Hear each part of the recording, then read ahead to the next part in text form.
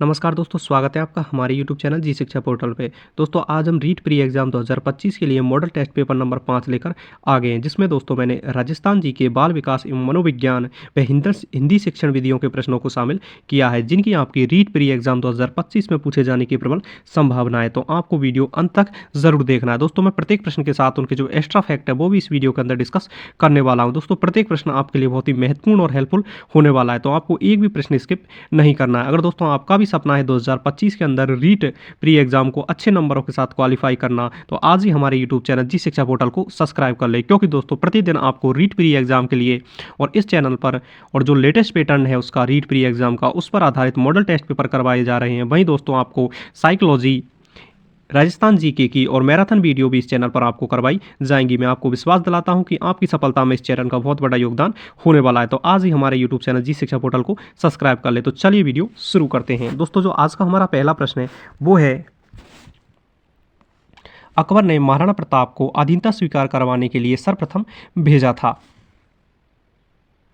तो दोस्तों इसका जो राइट आंसर होने वाला है दोस्तों वो होने वाला है विकल्प डी, जलाल का। दोस्तों अकबर द्वारा और महाराणा प्रताप को अधीनता स्वीकार करवाने के लिए और 4 शिष्टमंडल भेजे गए थे। उसमें से सबसे पहला जो शिष्टमंडल था, जो कि 1572 के अंदर भेजा गया था, उसकी जो अध्यक्षता कर रहे थे वो अकबर के प्रधान सेनापति जलाल खां कर रहे थे। भाई अगर दोस्तों हम दूसरे शिष्टमंडल की बात करें तो दूसरे शिष्टमंडल में दोस्तों और मान सिंह को अकबर द्वारा भेजा गया था, जो कि और जून 1573 के अंदर और अकबर द्वारा और महाराणा प्रताप के पास भेजा गया। वहीं दोस्तों और तीसरे शिष्टमंडल की बात करें तो तीसरे शिष्टमंडल में और मान सिंह के पिताजी भगवंत दास को और अक्टूबर 1573 को और महाराणा प्रताप अधीनता स्वीकार करवाने के लिए भेजा गया था। वहीं दोस्तों अंतिम रूप से और टोडरमल को दिसंबर और 1573 के अंदर अकबर द्वारा महाराणा प्रताप के पास भेजा गया। इस प्रकार दोस्तों अकबर द्वारा महाराणा प्रताप को अधीनता स्वीकार करवाने के लिए 4 शिष्टमंडल भेजे गए थे। आई होप कि आपको इन्फॉर्मेशन हेल्पफुल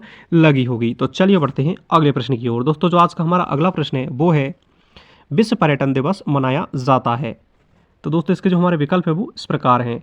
तो दोस्तों इसका जो राइट आंसर होने वाला है दोस्तों वो होने वाला है विकल्प डी, 27 सितंबर। दोस्तों प्रतिवर्ष 27 सितंबर को विश्व पर्यटन दिवस के रूप में मनाया जाता है। अगर दोस्तों हम इस दिवस की शुरुआत की बात करें तो दोस्तों 1980 में इसकी शुरुआत की गई थी। दोस्तों इस दिवस को मनाने का जो प्रमुख उद्देश्य है वो दोस्तों विश्व की विभिन्न और जो पर्यटन स्थल है उनकी दोस्तों लोगों की पहुंच उन तक उपलब्ध करवाना व दोस्तों पर्यटन क्षेत्र का विकास करना इसका प्रमुख उद्देश्य माना जाएगा। तो चलिए बढ़ते हैं अगले प्रश्न की ओर। दोस्तों जो आज का हमारा अगला प्रश्न है वो है, राजस्थान राज्य में अधिक सूखा एवं अकाल पड़ने का आधारभूत कारण है। तो दोस्तों इसका जो राइट आंसर होने वाला है वो होने वाला है विकल्प ए, अनियमित, अपर्याप्त व अनिश्चित वर्षा। दोस्तों राजस्थान में और अकाल और सूखा पड़ने का जो सबसे बड़ा कारण है दोस्तों वो है अनियमित वर्षा, यानी कि राजस्थान में वर्षा का कोई पता नहीं होता, किसी साल तो अधिक हो जाती है और किसी साल बिल्कुल भी नहीं होती। तो ये इसका सबसे बड़ा कारण माना जाएगा। और दोस्तों राजस्थान में अनियमित वर्षा का अगर सबसे बड़ा कारण माने तो जो राजस्थान के अंदर मध्य से होकर गुजरने वाली जो अरावली पर्वतमाला है उसके कारण राजस्थान में और अनियमित वर्षा होती है, क्योंकि दोस्तों जब राजस्थान में मानसून प्रवेश करता है तो दोस्तों जो अरावली पर्वतमाला है वो उसके समांतर में और हो जाती है। तो दोस्तों इसके समांतर होते हुए और मानसून राजस्थान से निकल जाता है। तो विकल्प ए इसका राइट आंसर हो जाएगा। तो चलिए बढ़ते हैं अगले प्रश्न की ओर। दोस्तों जो आज का हमारा अगला प्रश्न है वो है, नीमच से जान बचाकर भागे अंग्रेज अधिकारियों व उनके परिवारों को जनों को किस महाराज ने अपने यहाँ पर शरण दी थी। तो दोस्तों इसके जो हमारे विकल्प हैं वो इस प्रकार हैं। तो दोस्तों इसका जो राइट आंसर होने वाला है दोस्तों वो होने वाला है विकल्प ए, और मेवाड़ के महाराजा स्वरूप सिंह। दोस्तों मेवाड़ के महाराजा स्वरूप सिंह द्वारा 1857 की क्रांति के समय जो नीमच से जो अंग्रेज अफसर भागकर गए थे तो उनको शरण देने वाले मेवाड़ के महाराजा स्वरूप सिंह थे। इन्होंने दोस्तों और जगमंदिर के अंदर इन अधिकारियों और उनकी फैमिली को और शरण दी थी। तो विकल्प ए इसका राइट आंसर हो जाएगा। तो चलिए बढ़ते हैं अगले प्रश्न की ओर। दोस्तों अगर आपको वीडियो पसंद आ रहा है तो प्लीज़ हमारे यूट्यूब चैनल जी शिक्षा पोर्टल को सब्सक्राइब करके हमें सपोर्ट जरूर करें और कमेंट करके हमें ज़रूर बताएं कि आपको वीडियो कैसा लग रहा है। दोस्तों जो आज का हमारा अगला प्रश्न है वो है, राजस्थान राज्य परिवहन निगम की स्थापना हुई। तो दोस्तों इसका जो राइट आंसर होने वाला है वो होने वाला है विकल्प ए, 1964। दोस्तों 1964 को राजस्थान राज्य परिवहन निगम की स्थापना की गई, यानी कि 1 अक्टूबर और 1964 को इस निगम की स्थापना की गई थी। अगर दोस्तों इस निगम की स्थापना की बात करें तो 1951 का जो सड़क परिवहन अधिनियम था उसके तहत और इसकी स्थापना की गई थी। इसका प्रमुख उद्देश्य दोस्तों राजस्थान के अंदर संचार सुविधाओं का विस्तार करना था। तो चलिए बढ़ते हैं अगले प्रश्न की ओर। दोस्तों जो आज का हमारा अगला प्रश्न है वो है, बीकानेर के महाराजा राय सिंह को किस कृति में राजेंद्र कहा गया है? तो दोस्तों इसका जो राइट आंसर होने वाला है वो होने वाला है विकल्प डी, करमचंद्र वंशी कीर्तनक और काव्य। दोस्तों करमचंद्र वंशी कीर्तनक काव्य के अंदर और बीकानेर के जो महाराजा राय सिंह थे उनको और राजेंद्र कहा गया है। तो विकल्प डी इसका राइट आंसर हो जाएगा। अगर दोस्तों हम बीकानेर के महाराजा राय सिंह की बात करें तो इनका जो शासनकाल है दोस्तों वो 1572 से और 1612 के मध्य माना जाता है। अगर दोस्तों इनकी बात करें तो इनके द्वारा ही दोस्तों बीकानेर का जो तारागढ़ दुर्ग है उसका भी निर्माण करवाया गया था, जो कि बीकानेर के एक प्रसिद्ध शासक हुआ करते थे। दोस्तों इन्होंने और जो 1570 के अंदर नागौर दरबार हुआ था उसमें और भाग लिया था। वहीं दोस्तों इन्होंने इनको ही दोस्तों और मारवाड़ का शासक भी और अकबर द्वारा 1570 के अंदर प्रदान किया गया था। तो चलिए बढ़ते हैं अगले प्रश्न की ओर। दोस्तों जो आज का हमारा अगला प्रश्न है वो है, भरतपुर का लोहागढ़ किला किस दुर्ग की श्रेणी में आता है? तो दोस्तों इसका जो राइट आंसर होने वाला है दोस्तों वो होने वाला है और विकल्प सी, पारेक दुर्ग। दोस्तों जो भरतपुर का और जो लोहागढ़ किला है वो पारेक दुर्ग की श्रेणी में आता है। अगर दोस्तों हम पारेक दुर्गों की बात करें तो ये ऐसे दुर्ग होते हैं जिनके चारों तरफ और दोस्तों एक खाई खुदी रहती है और उसमें जल भरा रहता है। तो ऐसे दुर्गों को हम पारेक दुर्ग के नाम से जानते हैं। तो विकल्प सी इसका राइट आंसर हो जाएगा। तो चलिए बढ़ते हैं अगले प्रश्न की ओर। दोस्तों जो आज का हमारा अगला प्रश्न है वो है, राजस्थान में वस्त्र निर्यातक नगरी का दर्जा किस शहर को दिया गया है? तो दोस्तों इसका जो राइट आंसर होने वाला है दोस्तों वो होने वाला है विकल्प बी, भीलवाड़ा। दोस्तों भीलवाड़ा को और राजस्थान में वस्त्र निर्यातक और शहर का दर्जा दिया गया है। अगर दोस्तों हम भीलवाड़ा शहर की बात करें तो इसे दोस्तों राजस्थान का मैनचेस्टर भी कहा जाता है। वहीं दोस्तों और भीलवाड़ा शहर को सर्वाधिक अब्रक मिलने के कारण इसे अब्रक नगरी भी कहा जाता है। तो विकल्प बी इसका राइट आंसर हो जाएगा। तो चलिए बढ़ते हैं अगले प्रश्न की ओर। दोस्तों जो आज का हमारा अगला प्रश्न है वो है, किस अभिलेख से सती प्रथा के प्रचलन की जानकारी प्राप्त होती है? तो दोस्तों इसका जो राइट आंसर होने वाला है दोस्तों वो होने वाला है विकल्प सी, यानी ए और बी दोनों से। दोस्तों उस्तरा की देवली लेख यानी कि 1181 का और उस्तरा के स्मारक का लेख 1192 का, इन दोनों ही और अभिलेखों से दोस्तों राजस्थान के अंदर सती प्रथा के प्रचलन की जानकारी हमें मिलती है। तो विकल्प सी इसका राइट आंसर हो जाएगा। तो चलिए बढ़ते हैं अगले प्रश्न की ओर। दोस्तों जो आज का हमारा अगला प्रश्न है वो है, पश्चिमी रेगिस्तान में खारे पानी की झीलें किसके अवशेष हैं?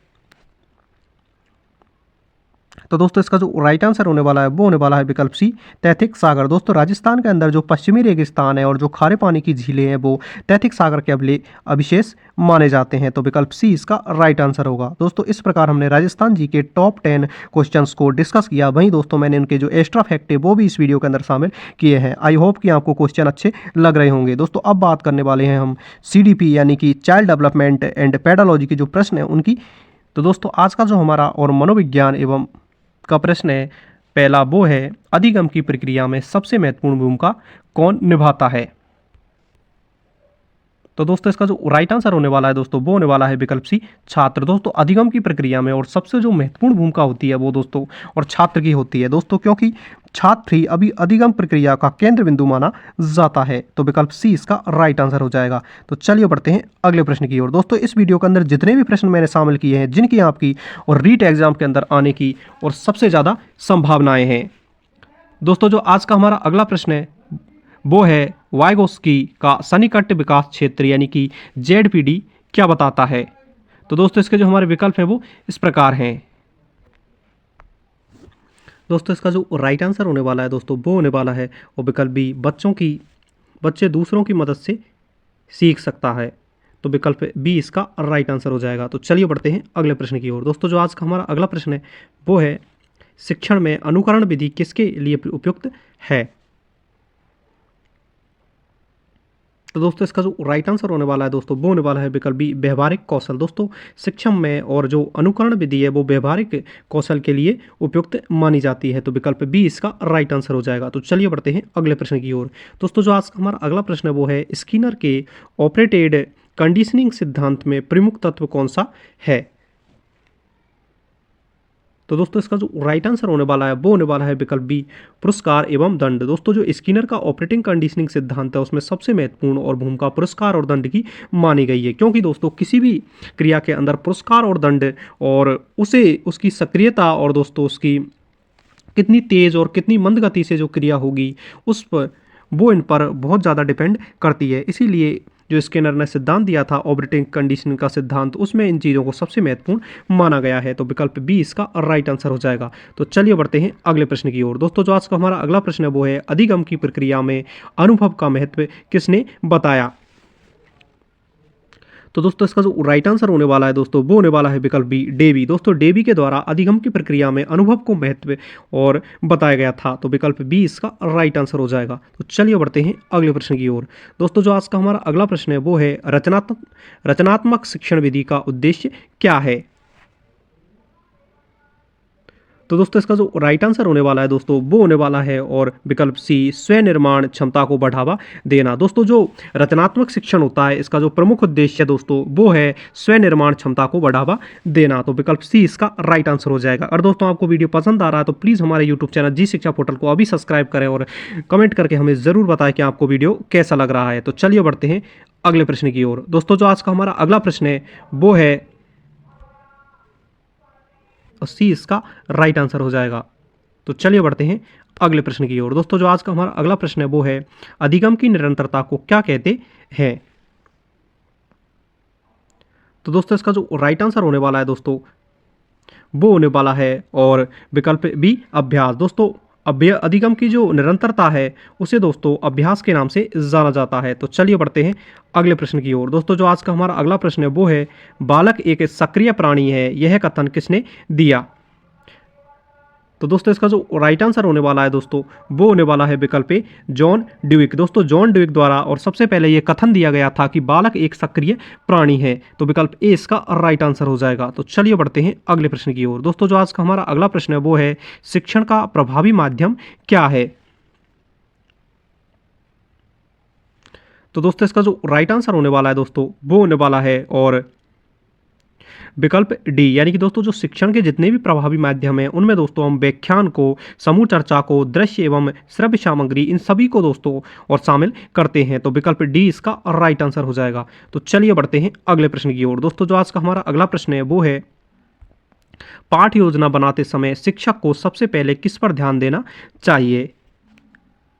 तो दोस्तों इसका जो राइट आंसर होने वाला है दोस्तों वो होने वाला है विकल्प बी, छात्रों की आवश्यकता। दोस्तों पाठ योजना बनाने से पहले एक शिक्षक को सबसे पहले और जो छात्र है उनकी आवश्यकताओं पर ध्यान देना चाहिए, यानी कि उनकी किस चीज़ की और सर्वाधिक आवश्यकता है जिससे उसको पाठ योजना के अंदर शामिल किया जा सके। तो विकल्प बी इसका राइट आंसर हो जाएगा। दोस्तों अब बात करने वाले हैं हम हिंदी शिक्षण विधियों के प्रश्नों की। तो दोस्तों आज का जो हमारा हिंदी शिक्षण विधि का पहला प्रश्न है वो है शिक्षण की प्रक्रिया में शब्द चित्र का उपयोग किस उद्देश्य में किया जाता है। तो दोस्तों इसका जो राइट आंसर होने वाला है दोस्तों वो होने वाला है और विकल्प ए, यानी कि शिक्षण की जो प्रक्रिया होती है उसमें दोस्तों जो शब्द चित्र है उसका प्रयोग दोस्तों दृश्य कौशल विकसित करने के लिए बच्चों के अंदर किया जाता है। तो विकल्प ए इसका राइट आंसर हो जाएगा। तो चलिए बढ़ते हैं अगले प्रश्न की ओर। दोस्तों जो आज का हमारा अगला प्रश्न है वो है हिंदी शिक्षण में ध्वनि शिक्षण का प्रमुख उद्देश्य क्या है।